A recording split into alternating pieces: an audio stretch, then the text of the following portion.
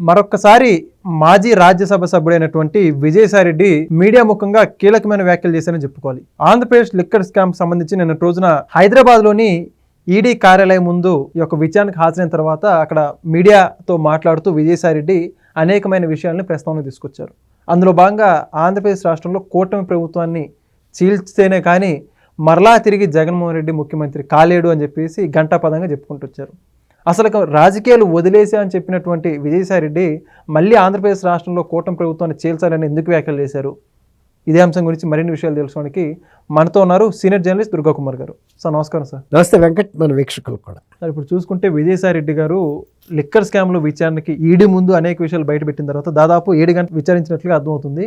ఆ తర్వాత ఆయన మీడియాతో మాట్లాడుతూ కూటమి ప్రభుత్వాన్ని చీల్చే స్ట్రాటజిస్టులు జగన్మోహన్ రెడ్డి గారికి ముఖ్యం, కూటమి ప్రభుత్వాన్ని చీలిస్తే కానీ అంటే ఏదైతే ఇప్పుడు పొత్తులో ఉన్నటువంటి జనసేన, బీజేపీ, టీడీపీ ఈ 3 పార్టీలో చీలిక మొదలైతేనే జగన్మోహన్ రెడ్డి 2029లో అధికారంలోకి రాగలని చెప్పేసి స్పష్టం చేస్తున్నారు. విజయసాయిరెడ్డి వ్యాఖ్యల గురించి మీరు ఏమంటారు? అసలు విజయసాయిరెడ్డి గారి అంతరంగం ఏంటో నిన్న అర్థం కాలేదండి. గందరగోళంగా ఉంది. ఆయన ముఖంలో కవళికలు అలాగే ఉన్నాయి, ఆయన మాట్లాడిన మాటలు అలాగే ఉన్నాయి, ఆయన మాట్లాడిన సబ్జెక్ట్ కూడా అలాగే ఉంది. దేని మీద కేంద్రీకరించి మాట్లాడలేదు. అనేక అంశాలని అలా స్పృశించకుండా వదిలేశాడు. చెప్పాలనుకుని చెప్పలేకపోయాడు. ఆయన ప్రజా జీవితంలోకి, ఆయన రాజకీయాల్లోకి వస్తున్నప్పుడు జగన్మోహన్ రెడ్డి గెలుపు గురించి ఆయన ఎందుకు వర్రీ అవుతున్నాడో అర్థం కాదు. ఇప్పుడు ఆయనే జగన్మోహన్ రెడ్డి స్థానంలో రాజకీయాల్లోకి వచ్చేస్తున్నానని చెప్పాడు కదా. త్వరలోనే నేను ప్రెస్ మిత్రులకి నా రాజకీయ భవిష్యత్తు, నా రాజకీయ వ్యూహం అన్నీ చెప్తానన్నాడు కదా. అలాంటప్పుడు జగన్మోహన్ రెడ్డి గెలుపు గురించి ఆయనకి ఎందుకు? నౌకరుగా నువ్వు పనిచేసావు, చెప్పావు, అయినా ఆయన నీ నౌకరితనాన్ని గుర్తించలేదు, పనితనాన్ని గుర్తించలేదు. నేను కుప్పలు తెప్పలుగా ఆయనకి సంపాదించి పెట్టిన సొత్తునన్నిటినీ కోటరీ వాళ్ళు పందికుక్కుల్లాగా మేసేశారు, ఇప్పుడు కూడా మేసేస్తున్నారు అని కూడా చెప్పాడు. అలాంటప్పుడు తను ఆ పార్టీ కూటమి గురించి ఎందుకు, జగన్మోహన్ రెడ్డి గురించి ఇవే ఒక ఎన్టీ రామారావు గారి ఒక ప్రభంజనం లాగా వస్తున్నానని చెప్పావు కదా. అలాంటప్పుడు నీ ప్రభంజనం గురించి నువ్వు చెప్పాలి కానీ ఎవడో తోక మొయ్యాల్సిన అవసరం ఏంటో నాకు అసలు అర్థం కాల. తర్వాత జగన్మోహన్ రెడ్డి గారికి లిక్కర్ కుంభకోణంలో అసలు నాలెడ్జే లేదని చెప్తున్నాడు. అది నమ్మశక్యం కాని విషయం. ఆయన ఒక ఆడిటర్గా ఆయన అతి తెలుగుగా చెప్పాను అనుకున్నాడు కానీ జగన్మోహన్ రెడ్డి గారే లిక్కర్ గురించిన విధానం, మార్పులు చేర్పుల గురించి, తర్వాత రేట్లు పెంచడం గురించి అన్నీ కూడా ప్రజలతో చెప్పాడు కదా. రేట్లు ఎందుకు పెంచామంటే ఉపయోగించేది తగ్గాలని, తాగుడు తగ్గించడానికి పెంచామన్నాడు. అంటే రేటు పెంచారు అంటే విధానంలో చాలా పెద్ద మార్పులు జరిగినాయే కదా అనే కదా. తర్వాత ఆయన ప్రతి సంవత్సరం 25% షాపుల్ని కట్ చేస్తానని చెప్పాడు, చేయలేదు. చేయకపోగా లిక్కర్ ఆదాయాన్ని ఒక శాశ్వత వనరుగా చూపించి కొన్ని ఆర్థిక సంస్థల దగ్గర నుంచి అప్పు కూడా తెచ్చాడు. కాబట్టి లిక్కర్ విధానం గురించి సీఎంకి నిజంగా 5 ఏళ్ల పాటు తెలియదు అంటే అంత ఆదాయం ఇచ్చే వనరు, తర్వాత అంతమందిని ప్రభావితం చేసేది 80% ప్రజలను ప్రభావితం చేస్తుంది లిక్కర్ అనేది, 80% ఫ్యామిలీస్ని అంత ప్రభావితం చేసే అంశం. తర్వాత లిక్కర్ విధానం మూలాన్ని మేము ఓడిపోయామని ఆయనకి సంబంధించినటువంటి శ్రేయోభిలాషులు, కుటుంబ మిత్రులు, సీనియర్ మంత్రులు వాపోయారు. మేము ఓడిపోవటానికే ప్రధాన కారణం జగన్మోహన్ రెడ్డి పాటించిన లిక్కర్ విధానం. చాలా హై రేట్ పెట్టాడు, నాసి రకం సప్లై చేశాడు. అలాంటి వ్యక్తికి అసలు లిక్కర్ గురించి ఆయనకి తెలియదు. పసిబిడ్డను అడిగినా చెబుతాడు లిక్కర్ విధానం పూర్తిగా మార్చేశారు, లిక్కర్ విధానం ద్వారా వీళ్ళు దోసుకు తింటున్నారు, తాగేవాడు అన్యాయం అయిపోతున్నాడు, చచ్చిపోతున్నాడు, జబ్బులు పాలవుతున్నారు, అనేక మంది తాళిబొట్లు తెగిపోతున్నాయి ఆయన కూడా చెప్పాడు. జగన్మోహన్ రెడ్డి గారు కూడా 2019కి నా ఆడబడుచుల తాళిబొట్లు తెగిపోవటం నేను చూడలేను, లిక్కర్ విధానాన్ని నేను ఉంచను, సంపూర్ణ మద్యపాన నిషేధమే నా ధ్యేయం అని కూడా చెప్పాడు. అట్లాంటిది ఆ 5 సంవత్సరాల్లో చేశాడో లేదో సమీక్షించుకుంటాడు కదా ఆయన. ఎందుకు నిషేధించలేదు? ఆదాయం బాగా వస్తుంది. చీప్ లిక్కర్ని కూడా ఇండియన్ మేడ్ ఫారిన్ లిక్కర్స్ కన్నా కూడా ఎక్కువ రేట్లకు అమ్ముకున్నాడు.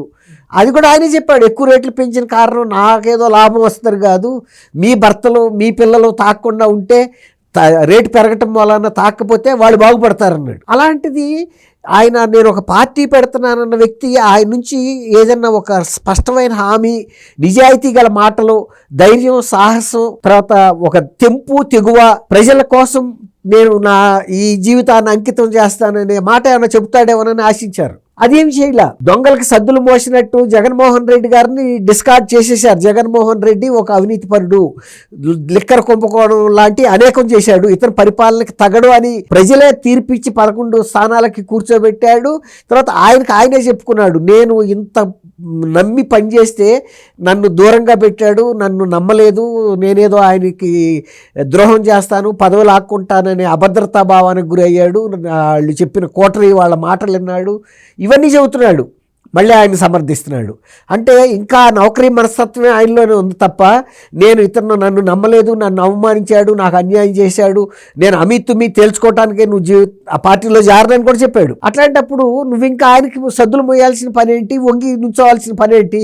జగన్మోహన్ రెడ్డి నేనే దిగుతున్నాను రంగంలోకి, నువ్వు నన్ను ఇంత అవమానం చేశావు కాబట్టి అవమానం తీర్చుకుంటాను, నేను నిన్ను పదవిలోకి రానివ్వను నా జీవిత కాలంలోని అలాంటిది ఏదైనా శపథం చేయాలి కదా. ఆయనకి సర్టిఫికెట్లు రాస్తున్నాడు ఈయన. అంటే చెప్పడం ఏంటంటే జగన్మోహన్ రెడ్డి గారు మంచివారే, ఆ చుట్టూ ఉన్న క్వార్టరీ ఎక్కడ ఇచ్చేయలేదు. అవును, ఇప్పుడు క్వార్టరీది ఏంటంటే, ఇప్పుడు కుక్కని తోక ఊపలేదు, కుక్కే తోక ఊపుతుంది. ఆయన ఏం చెబుతున్నాడంటే కుక్క మంచిదే కానీ తోక కుక్కని డిస్టర్బ్ చేస్తుందని చెబుతున్నాడు. కుక్క ఎంత, దాని బలం ఎంత? వాళ్ళ కోటరీలో ఉండాడు ఎవడన్నా వార్డు మెంబర్గా గెలవగలిగినాడు ఉండాడా జగన్మోహన్ రెడ్డి కోటరీలో? మరి అట్లాంటి వాళ్ళు ఏదో పీకేశారని చెబుతున్నాడు ఈయన. పంది కుక్కల్లాగా దోసుకు తిన్నారు అనుకుందాం. ఆ రోజు నువ్వు ఆయనకి బాగా సంపాదన మార్గాలు చేసి ఇచ్చాను అన్నావు. ఏ సంపాదన మార్గాలు మరి వాళ్ళకి చెప్పావు? ఈడీకి అసలు మెయిన్ సంపాదన లిక్కరే కదా. మరి తర్వాత ఎప్పుడైతే ఆ ప్రభుత్వం పడిపోయిందో ఆ ఛానల్స్ అన్ని బ్లాక్ అయిపోయినాయి కదా. ఇప్పుడు జగన్మోహన్ రెడ్డి ప్రభుత్వం పడిపోగానే జగన్మోహన్ రెడ్డి సృష్టించిన, విజయభాస్కర్ రెడ్డి సృష్టించిన, లేకపోతే రాజకేశ్ రెడ్డి, మిథున్ రెడ్డిలు సృష్టించినటువంటి లిక్కర్ విధానాన్ని డిస్మాంటిల్ చేసేసారు కదా కొత్త ప్రభుత్వం వచ్చి. కాలువను పూర్తి చేసిన తర్వాత కాలువలో నీళ్లు పారే అవకాశం లేదు కదా. ఎందుకు పూర్తి చేశారు? ఈ అవినీతి పారుతుంది ఇందులో, కాబట్టి ఈ కాలం మాకు వద్దని వాళ్ళు పూర్తి చేశారు కదా. ఇప్పటికి కూడా ఈ పందికొక్కులు తింటనే ఏం చెబుతున్నాడు ఆయన, ఆదాయం ఎక్కడి నుంచి వస్తుంది వాటికి? గతంలో వీళ్ళు ఎక్కడన్నా లీడర్ సినిమాల్లో లాగా గొడవల్లో పెట్టిన ఇంకా దోసుకు తింటున్నారా ఆ కోటరీ వాళ్ళు అనేది అనుమానం వస్తుంది కదా. ఇట్లాంటి అనేక పరస్పర విరుద్ధమైనటువంటి మాటలు నిన్న విజయసాయి రెడ్డి గారు చెప్పడం ప్రజలను విస్మయం గురి చేసింది. ఆయన ఏం కాదలుచుకున్నాడు? ప్రజా జీవితంలో మమేకం అయ్యి ప్రజలకు ఇప్పుడు రాక జరిగిన ఏ ప్రభుత్వాల ద్వారా అయినా జరిగిన అన్యాయాల్ని రాబిన్ హుడ్ లాగా ప్రజల తరపున నిలబడదలుచుకున్నాడా? నిలబడదలుచుకుంటే ఏమేమి అక్రమాలు గతంలో జరిగినాయి తెలుగుదేశం ప్రభుత్వంలో కానీ, లేకపోతే ఈ ప్రభుత్వం జగన్మోహన్ రెడ్డి ప్రభుత్వంలో కానీ. ఇప్పుడు ఆయనవి జగన్మోహన్ రెడ్డి పార్టీలో లేడు కానీ నమ్మి చేశాను అని చెబుతున్నాడు. ఆల్ రైట్, ఈ జరిగినాయి, అందులో నేను కూడా పాత్రధారినే, అప్పుడు క్వార్టరీలో నేను సభ్యుడిగా ఉన్నా కాబట్టి నేను చేయాలి. ఆయన నౌకరుగా చేశాను ఒప్పుకుంటున్నాడు కదా. నౌకరుగా ఉన్నప్పుడు యజమానికి నౌకరు పని చేయటం అనేది సాధారణమైన విషయం, అందులో తప్పేమి లేదు. కానీ నన్ను నమ్మలేదు కాబట్టి ఆ నౌకరే తిరగబడ్డాడు. రాములమ్మ సినిమాలో లాగా తిరగబడి నేను వస్తున్నాను, పోరుబాట పట్టని చెప్పాలి కదా. ఆ పోరుబాట ఏమి నేను వినపడలా. ఇలాంటి నాయకత్వ లక్షణాలు, ధైర్యం, దమ్ము, సాహసం, తెంపు, తెగువ, ప్రజల కోసం నిలబడతాను అని చెప్పలేని వ్యక్తిని ప్రజలు ఎలా ఆదరిస్తారు? నువ్వు పెట్టి ప్రజలు ప్రెస్ మిత్రులకి చెప్పొచ్చు నేను వస్తున్నాను అని, కానీ అవకాశం వచ్చినప్పుడు ఉపయోగించుకోవాలి వేదికని. నీ నోటి మాట కోసం ఎంతోమంది నిన్న ఎదురు చూశారు. ఏదో ఒక పులి గాండ్రిస్తుందని, పిల్లిలాగా మేవంటే ఇంకా రెండోసారి గాండ్రిస్తావని ఇంకెందుకు చూస్తారు? అలాంటి వేదికని పాడు చేసుకోకూడదు కదా. ఎస్, నేను నా జగన్మోహన్ రెడ్డి నాకు ఎన్ని అవమానాలు చేశాడో అన్నిటికీ అన్నీ తీర్చుకుంటా, మీరే నా అండా దండ, మీరు ఆశీస్సులు ఇవ్వండి, జగన్మోహన్ రెడ్డి చేసిన తప్పులు ఇంతంత అక్రమాలు చేశాడు, అన్యాయాలు చేశాడు అని చెప్పాలి కదా. ఇంకా పైగా రాజకేశ్ రెడ్డి చేశాడంటే, రాజకేశ్ రెడ్డి ఐటీ అడ్వైజర్ వచ్చి లిక్కర్ కుంభకోణంలో పెడుతుంటే చీఫ్ మినిస్టర్ ఒరే నువ్వు నాకు ఐటీ అడ్వైజర్ ఏమి ఇచ్చావురా, నువ్వు ఎక్కడున్నావని అడగాలి కదండి. అప్పుడన్నా చెప్పేవాడుగా నేను లిక్కర్ కేసులు మోస్తున్నాను, వచ్చిన డబ్బులు మోస్తున్నాను, ఇవన్నీ చెప్పేవాడు కదా. మరి అది కూడా అడగలేదు ఆయన. ఐటీకి అడ్వైజర్గా పెట్టుకున్నప్పుడు ఇతను మరి జీవితం మొత్తం ఇక్కడే అంకితం చేస్తే ఐటీ ఏమైపోయి ఉంటుంది? అంతేగా సంక్రాంతిపోయి ఉంటుందిగా జగన్మోహన్ రెడ్డి టైంలో, అంతే కదా. ఇప్పుడు ఈయన అట్లాంటి అనేకం చెప్పాడు, ఒక్కటి స్పష్టత లేదు. తర్వాత మీరు ఎన్ని అనుకున్నా వ్యవసాయమే చేసుకున్నా అన్నాడు. వ్యవసాయమే చేసుకుంటున్నావు, నిన్నెవరు వ్యవసాయం చేసుకోలేదని అనలేదు. మనిషిని చూస్తేనే మనిషి కళ్ళని పీక్కుపోయినాయి. ఏదో మదన పడుతున్నాడు కానీ మదన పడినప్పుడు తిరుగుబాటే ఆయుధం. నువ్వు మదనపడి నువ్వు కుంచుకుపోయి నువ్వు క్షీణించిపోయి నువ్వు ఎవరికీ కాకుండా పోతే ఒక విప్లవ వీరుడు ప్రజలకు ఉపయోగపడాలి కదండి.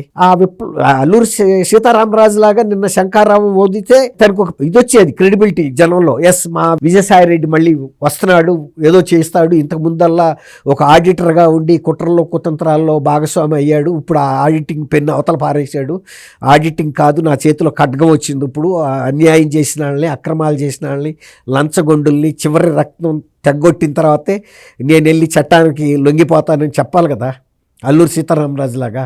మీకోసం ఈ జీవితం నాకు ముఖ్యం కాదని చెబుతున్నాడు. అలాంటప్పుడు తర్వాత ఎవరో ఒక ఛానల్ వాడు పే టైంలో ఉన్నాడని కూడా చెప్పాడు, వాడు సాయి జర్నలిస్ట్ అని. అట్లాంటి చాలామంది ఉంటారు. అది చెప్పాడు, కానీ తను కూడా చెప్పుకుని ఉంటే అవకాశాన్ని బాగుండేది. అది నేను పర్సనల్గా ఫీల్ అవుతున్నాను. Okay, right, thank you so much. Thank you Venkat. మన వీక్షకులు Please subscribe to Leo News for more videos.